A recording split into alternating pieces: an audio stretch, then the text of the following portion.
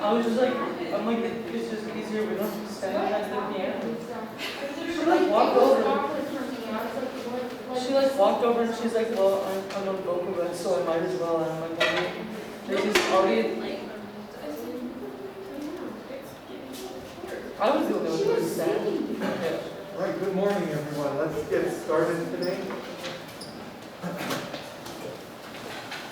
How are you guys doing so far this week? Make it up. Yes, you'll make it. You will make it. Yeah. First of all. I have nothing to return to you yet.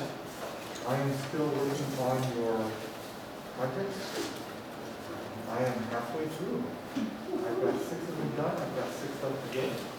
My goal is still to get those back to you on Monday's class. Because on Monday's class, I'd actually like to start talking about the third and final project. So we have time in advance to prepare and get set up for what we need to do. So that's the plan. In the meantime, you have a scoring for saxophone assignment today, a handout. It was to take the first 6 bars of America and something written for piano or actual pitch and write it correctly for 2 E-flat alto saxophones, 1 tenor sax, and 1 baritone saxophone.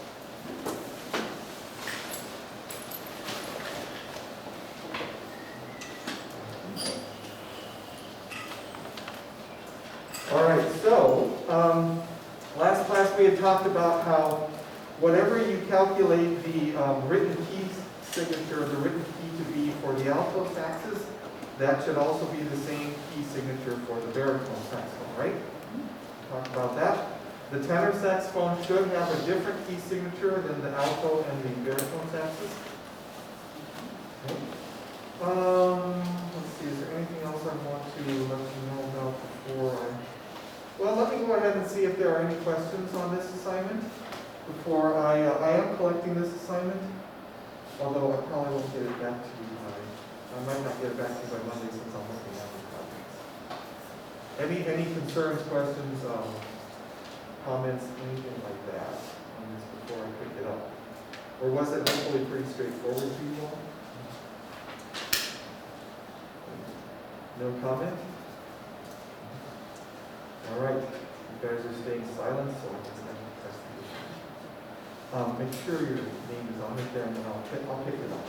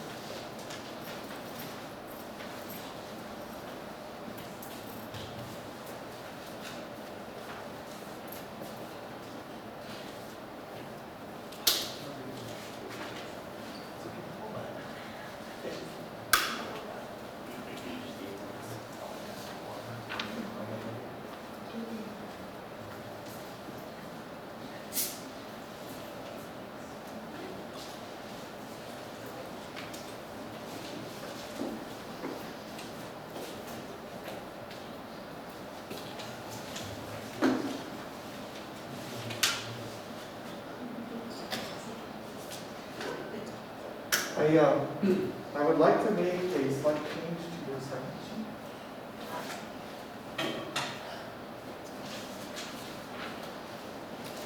Because I just collected worksheet 17, because I'm still working on your second project, I am going to, if that's okay with you, I'm going to just delete, cross out worksheet 18 for next class. Just because there's no way I'm going to have time probably to look at it, so I don't want to have to do all that work if I can devote some time to it, because I've got those other things going on. And I'm kind of behind a little bit in this class, so if you want to cross out worksheet 18, I won't distribute it, I won't give it, we'll just kind of delete it, we'll ignore it, it won't be part of anything. So the assignment for next Monday, is just to do some reading from some handout pages I'm going to give you during this class. Okay, so it's just a reading assignment. And starting next week, I do want to start focusing pretty heavily on the final project. You can see that, well, yeah, basically every assignment after that, if there is one, is going to be related to the final project. Okay, so that's the change I wanted to make on that. I'll let you know.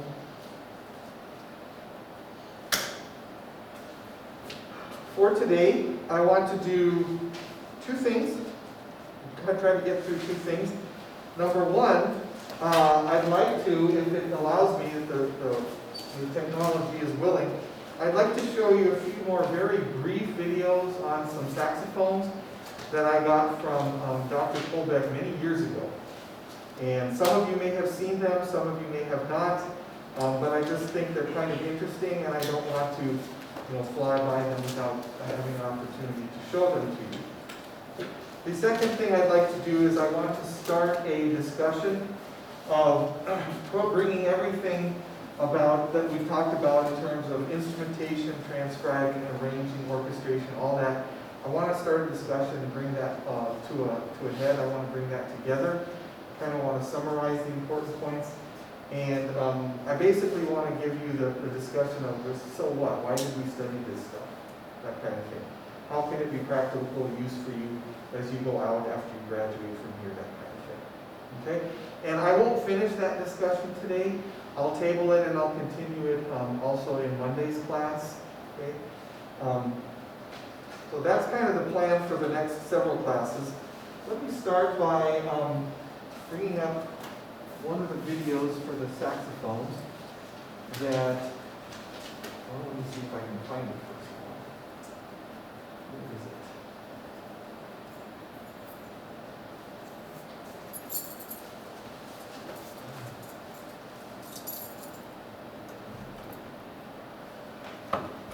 it? Again, whoops. These links were sent to me by Dr. Kolbeck. This says something about a soprano or soprano saxophone. I don't know, something that they maybe just somebody made up. You can see how tiny the one is in his hand there on the right. And then there's something they call a tuba contrabass saxophone. Something like that. But you can see which is the bigger and which is the smaller of the two. This is only a minute long, so, and I'm not sure about the piece, but you saxophone players is Jack Dale. You know the piece Jack Dale? Okay. Let me play this and let's see if you recognize it.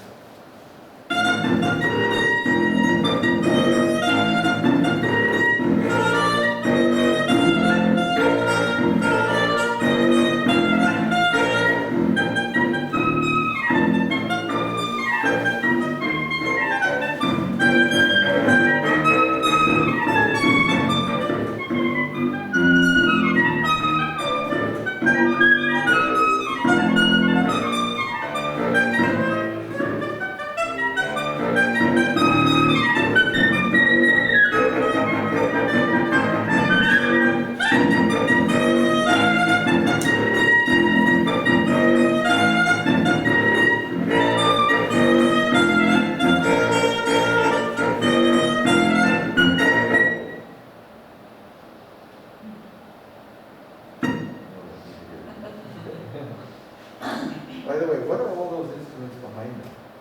Saxophone. I'm trying to saxophone. Yeah. I don't exactly know where that is, but what a store for saxophone. I don't have my other saxophone player. Do you know? Have you heard that piece before? Do you know if that is Jack Dale? You have no idea. I'm not sure what the title is. That's what I thought it was, but I can't recall. Okay, so let's see. Let's get out of here. Let's take a look at another one.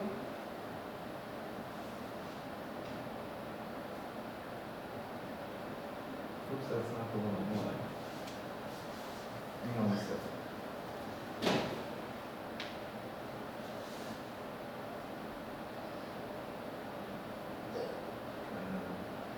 One of these links is supposed to have one with that. Yeah, this is one.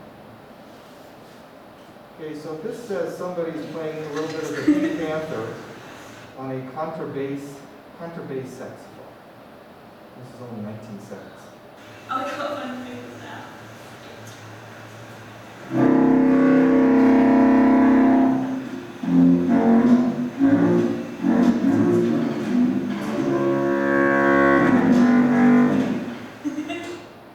So there's another saxophone shop. And apparently they have a contrabass saxophone. I've never seen one of these in real life. Have you ever seen one of these in real life?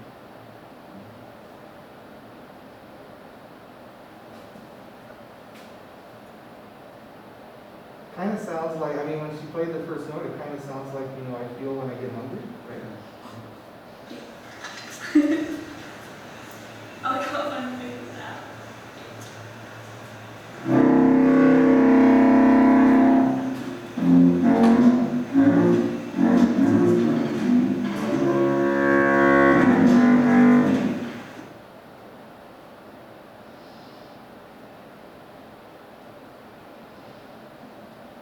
And then the last one I think I have is something that your book does not talk about. I've not heard about it before either, but let's take a look at this. Oh, I just took the picture of it.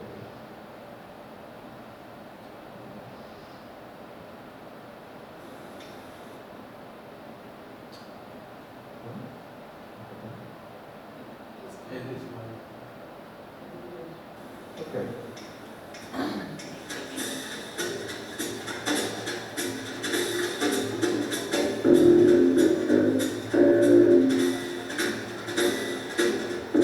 They call a subcontrabass saxophone.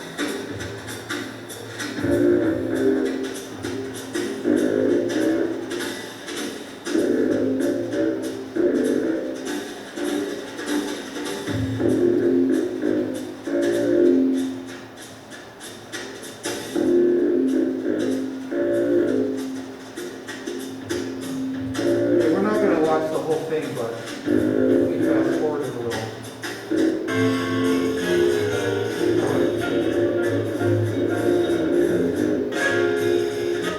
Can you see it off on the left there? Oh. I just wanted to get a wider shot of it. I think he's got to be standing on a stool or something. I don't know who makes this kind of thing, but they certainly go to extremes. So. Otherwise, I don't really know much about them. I would just like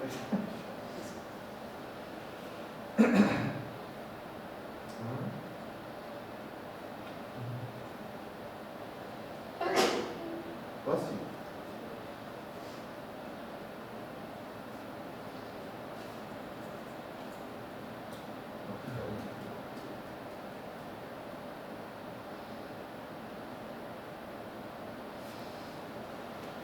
Okay.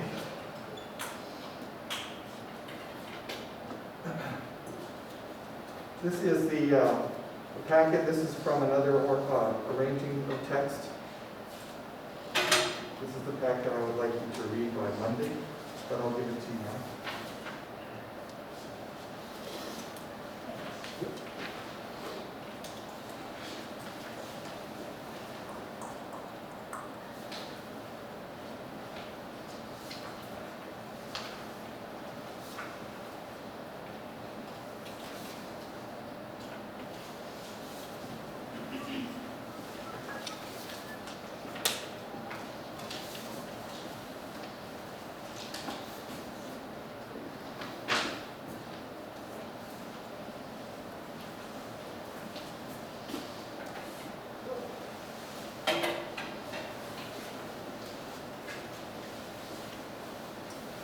So before completing this course, I thought it was important to know and maybe to understand the difference between transcribing and arranging, because there is a difference between those two things. Both activities can be regarded as subsets of the larger, more encompassing term called orchestration. So I would say orchestration is kind of a big all-encompassing term. And I would say within the subset of orchestration, or within the realm of orchestration, we can put arranging and transcribing in no particular order.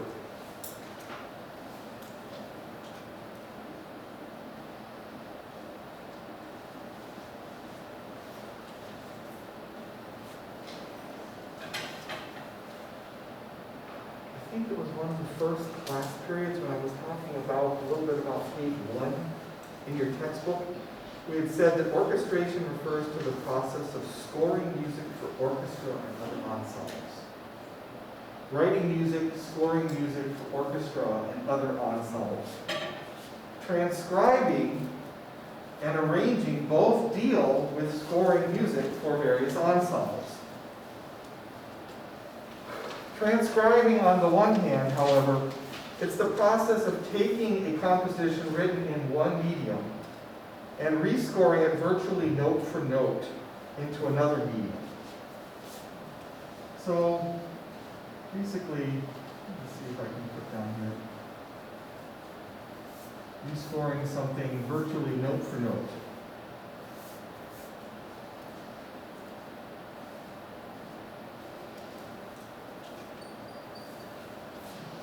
Kind of what we mean by transcribing. Taking something, for instance, written for piano, one medium, one instrument, that kind of thing, and rewriting it or rescoring it note for note, virtually note for note, into another medium, such as for a chamber ensemble or for a duet or a group of 3 players or something like that. Now, arranging, on the other hand, is a process that involves both transcribing and a certain amount of composition. So arranging, we're going to include both transcribing and composition. So arranging is the more complicated, the more complex, the bigger task of the two when you compare arranging versus transcribing. In arranging, one usually begins with a melody and maybe some rudimentary chords and proceeds to supply everything that is missing through a variety of creative means. So for instance, if you're arranging something, you may have a melody, you may have some of the basic chords, the basic harmonies. But what you need to do is you need to be creative, and you need to do things such as maybe you need to write introduction, maybe you need to write an ending, maybe you need to add other voices, maybe you need to create a bass line, maybe you need to add ornaments, maybe you need to add or fill out or elaborate on the harmonic structure. All these things that I just mentioned are included in the concept of arranging. Whereas transcribing, you basically got all the music there, you just need to transpose it and put it from one medium, you need to write it for other instruments. Now, full-blown arranging is really beyond the scope of this class, but maybe an example might suffice here. So let me start by showing you. Okay, what I have here on YouTube is I just have a hymn tune. That's all I have. And yeah, it's got a soprano, alto, tenor, and bass. But really, in the example that I'm going to show you, really just the melody, the soprano, the hymn tune itself was extracted or taken from this. And it was put into a composition that has lots of other voices. It has a bass line, it has counterpoint, it has different harmonies, that kind of thing. So let's just listen to a verse or so of this hymn tune, and then we'll look at the actual arranged composition from it. Oops, let's start at the beginning. Why does always start at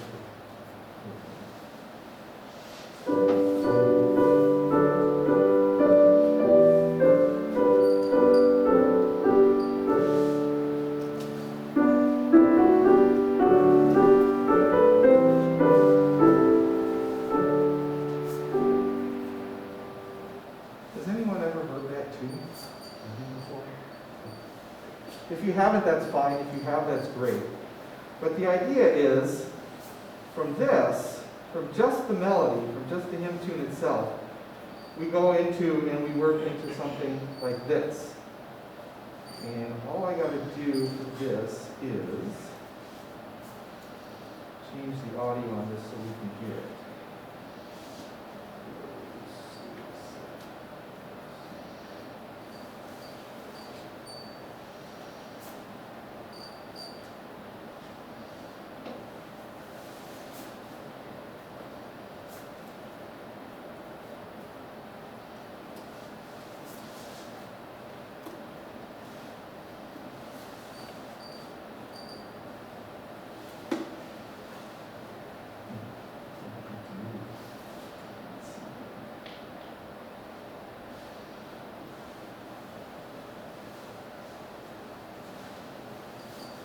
That's close.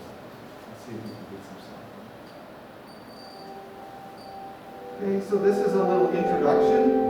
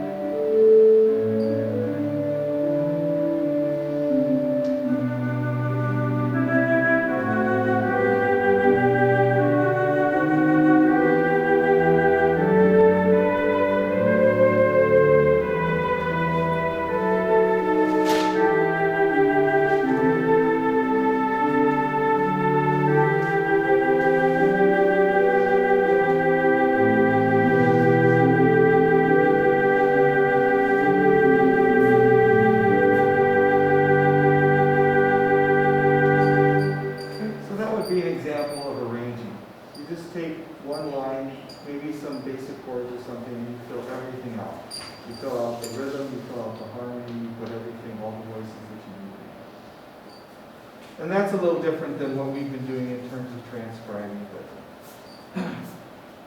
All right, so moving on from there.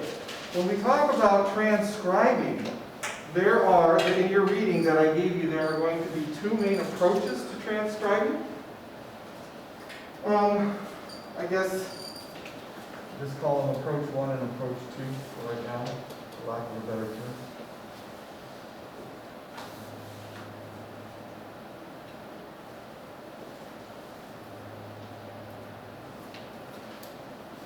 Okay, so as a transcriber, you are faced with the task of taking one of two approaches for transcribing a piece of music from one medium into another. On the one hand, the transcriber may try to recreate the sound of the original piece as nearly as possible with new instrumentation.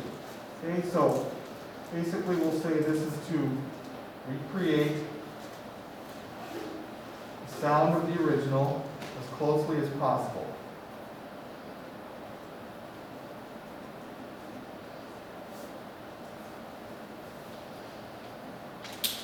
So for example,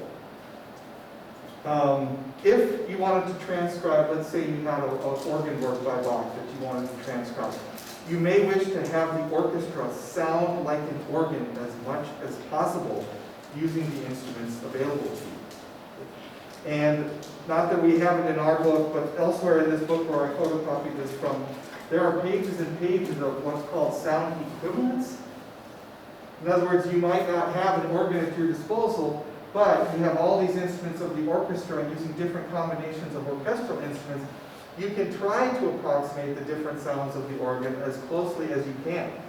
And there's entire charts that I've seen before that have sound equivalents. If you want this flute sound, or if you want this reed sound, or if you want this principal sound, or whatever the stop is on the organ, you can use these combinations of orchestral instruments to try to get as close as you can to that particular sound. Okay? Now, on the other hand, what if the transcriber takes approach 2? Well, approach 2 is, well, let's say you've got this same organ work that you want to transcribe, but you're looking at it, you're viewing it as being only one of several possible realizations of the piece. You're thinking, for instance, that you're considering it as, well, you know, Bach lived at one point in time, and he came up with the music, of course, but he put it down for organ at one point in time, and that's just one realization of the music that he thought of, that he conceived. There's many other possible realizations that we can take the music that he came up with, and we can put it for different instruments, different ensembles, different groups. If he wrote something down for organ, that just happens to be one medium that he wrote for at a particular point in time. Okay? So, with the second approach, basically, if you take the Bach work as a collection of musical ideas that were scored for organ at one point in time, and you intentionally write it as a composition for orchestra, and you feature all that the orchestra has to offer, the final product that you're going to get out of approach 2 is going to be much different looking and much different sounding than approach 1. If you're trying to imitate and recreate and reproduce the original as closely as possible, the result that you get as a transcription is going to be a lot different than if you take a piece of music and say, you know what, I'm just going to change it. I'm not going to change the notes, but I'm going to use everything at my disposal in modern day and age of the orchestra, and I'm just going to, write it, feature everything that the orchestra has to offer. And so then this approach, what you're going to get here, the result is going to be a lot different than the first approach. So this is kind of a little bit detailed, but I think it's still important that you understand the difference. There's not just one way to transcribe something. And I also want you to know that, basically, transcription and arranging do not have to be mutually exclusive. They can be complementary as well. They can be complementary. Neither transcribing nor arranging should be viewed as mutually exclusive of the other. All right, so now I want to talk a little bit about some points to note about transcription. Oh, by the way, which approach, in the few projects that we've done in class so far, which approach, transcription approach, do you think we're taking more of in our projects? Yeah, approach 2. I would say approach 2. We're not changing the notes necessarily, but we're not trying to, recreate the sound of voices that we had in the first one or an organ or whatever. We're using all that the instruments at our disposal, all that they have to offer. Okay, so we are basically taking approach 2 in terms of our transcription projects in this class. That's the way I view it. All right, so now once you've completed this course, I don't want you to do this just yet, but once you complete this course, you should not necessarily assume that anything about an original that you're transcribing is sacred.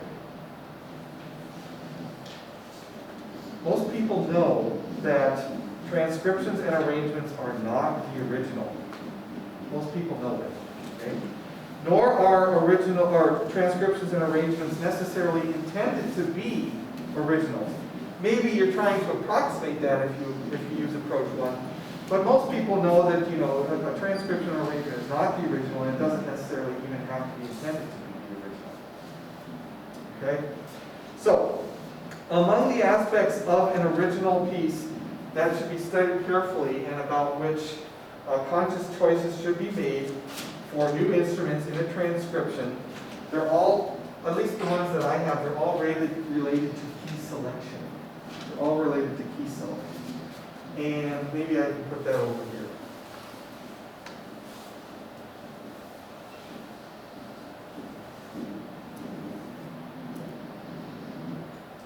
One of the things that you want to be concerned about with regard to key selection is, does it lead to ease of performance? And I'll put this in the same bullet point.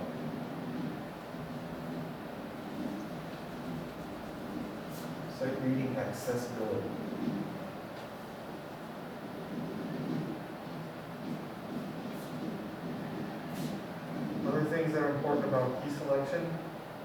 range considerations. And finally, I'll put this down here, scoring options.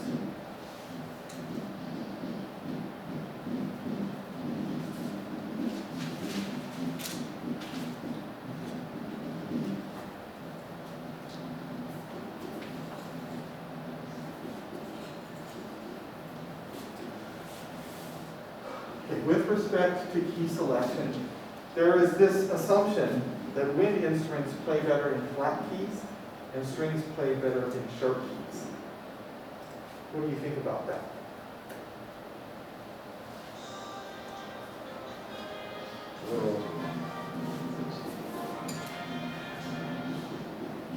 Is it going to play?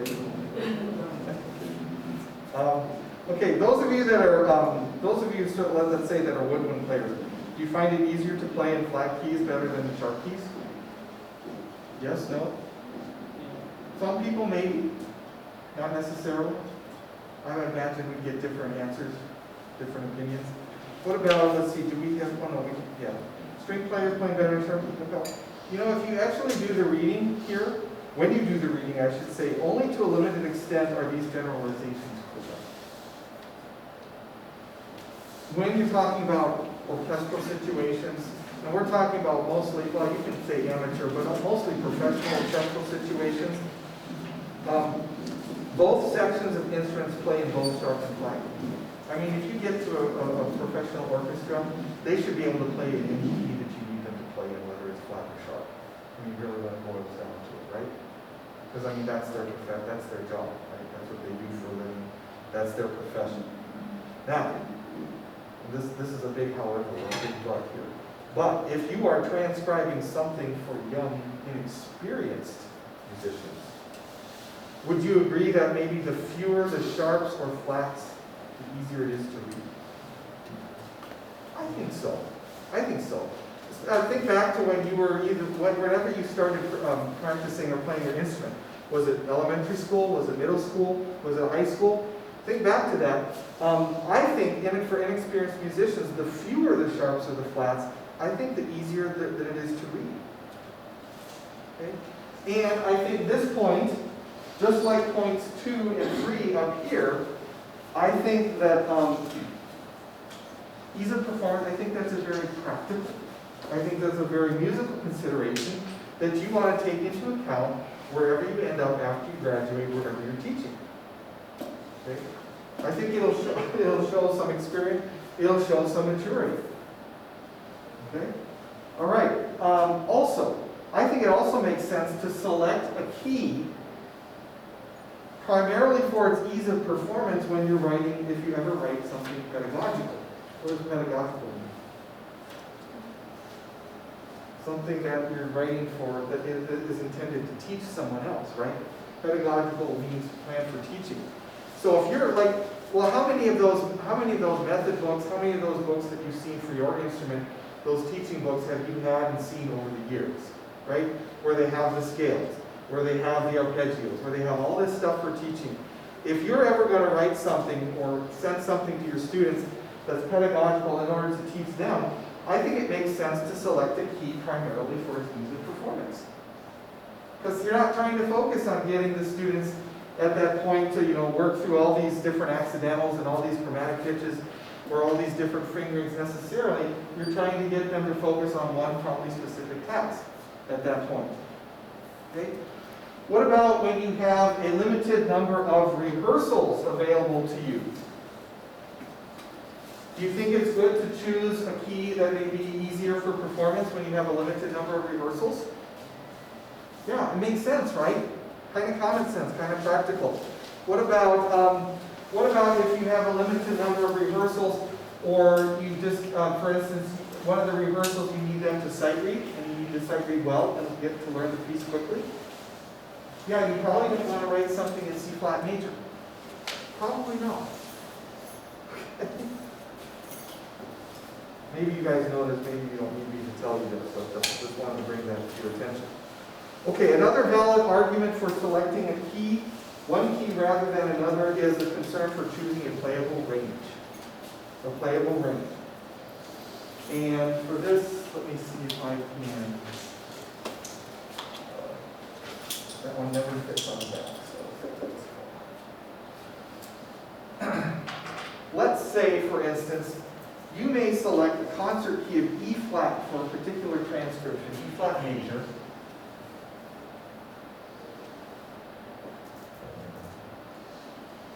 And the reason you pick E flat major for a particular transcription is because the lowest instrument you have available is a bassoon. So let's think about that.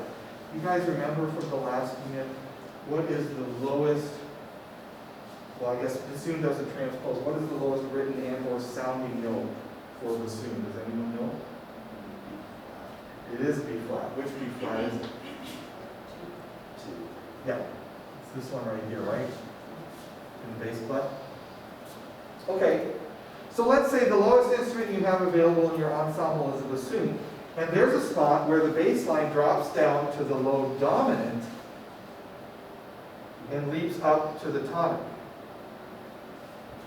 Do you see how writing or choosing the key of E flat major might be helpful? Because if you need to go down to a low dominant and then back up to the tonic using this key signature, the bassoon can reach both of these notes, right? Okay. Would it make sense maybe to, let's say you chose a different key.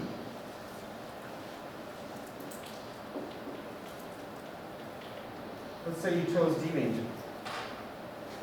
Would you be able to get your lowest instrument, the bassoon, down to the low dominant and then back up to the tonic? No, right? Because if you were envisioning doing something like this, A up to D, that's not going to work for the bassoon because it's out of the range. So in this case, choosing something like E flat major would be better than choosing something like D major. Now you might say, well, I don't know, I don't see the problem or the issue, Dr. Hodgson. Why can't the bassoon player just play the notes, the dominant and the tonic notes in D major up and up? Well, perhaps it could. Perhaps the bassoon player could. But if the bassoon player is playing this up here, as opposed to when you had it down here, what is the difference in interval? What is the difference? What is the interval from B flat up to A, for instance? Or E flat up to D? It's a major seventh, right? So if you say, well, the bassoon can just play the notes that I need in the bass, play them an octave higher so that they're within the reach. Well, really, this is transposing the music up a major seventh. If the bassoon is playing a major seventh higher than it normally would in one particular key, aren't all the other instruments going to be playing a major seventh higher as well? And if that's the case, is that going to put some of your other instruments out of their range? Or, if it doesn't put them out of their range, is that going to put some of the other instruments into a tessitura or into a register where they maybe don't sound as good? For instance, maybe you have to put them up a major seventh and they're in some really thin, very brittle, very piercing type of register that you may not hear for. So these are some of the things you might want to think about in terms of key selection, just regarding range. Just regarding range. Okay? All right. A final reason for selecting a particular key would be to increase the available scoring options. And for this, I've got, well, it's actually in your packet. Let's see if I can tell you which page it's on. Can you turn to this?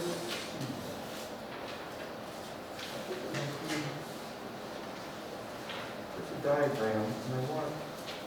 It's on page 391 of your packet. Should be example 10.1. Just bear with me while I get this document kind of going.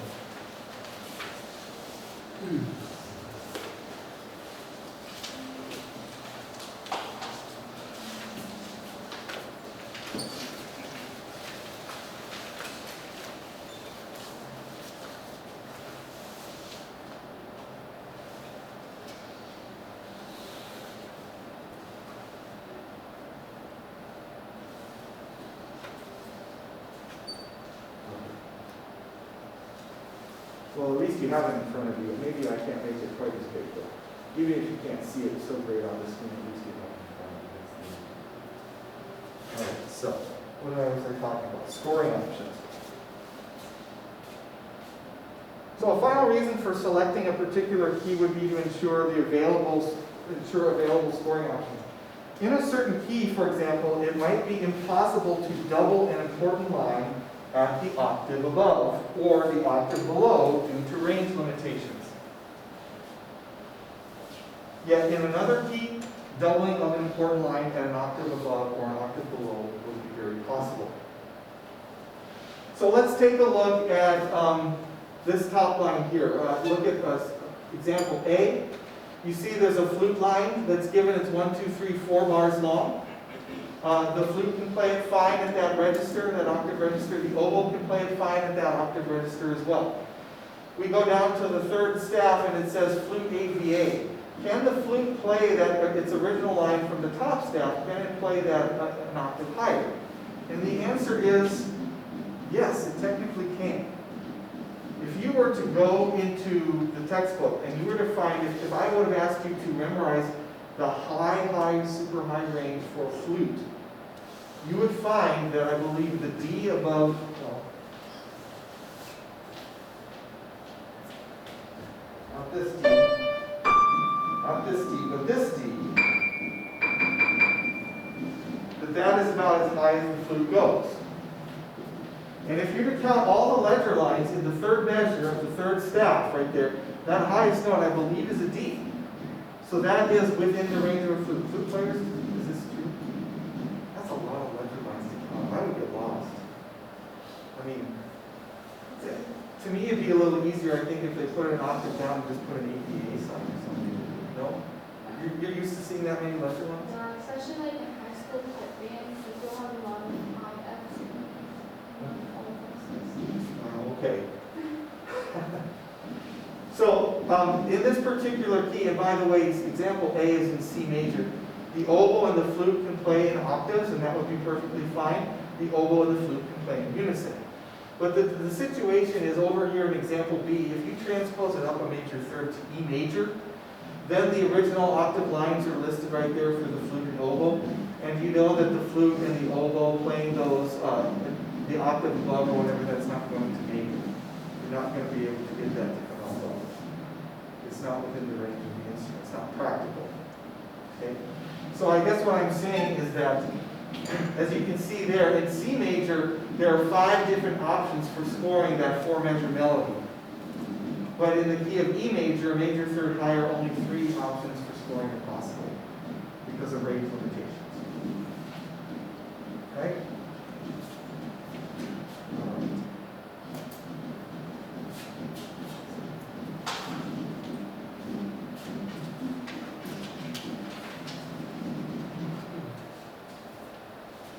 Does anyone have any questions, comments, or concerns? Then I think I'm going to stop here and continue my discussion on Monday. Go ahead and you've got all the reading. Read this for Monday. And for Monday, again, I'll do my best to get your projects back to you. Once you get your projects back, there's going to be corrections to make. And then not only after corrections that you need to make, there's also going to be things to add, like saxophone parts. And we're also going to change one of the trombone lines to euphonium, that kind of thing. So there's a lot of different things we're going to do, and there'll be a lot of work to do once we get those back. All right, so let's just stop there, and I'll see you Monday, if not before.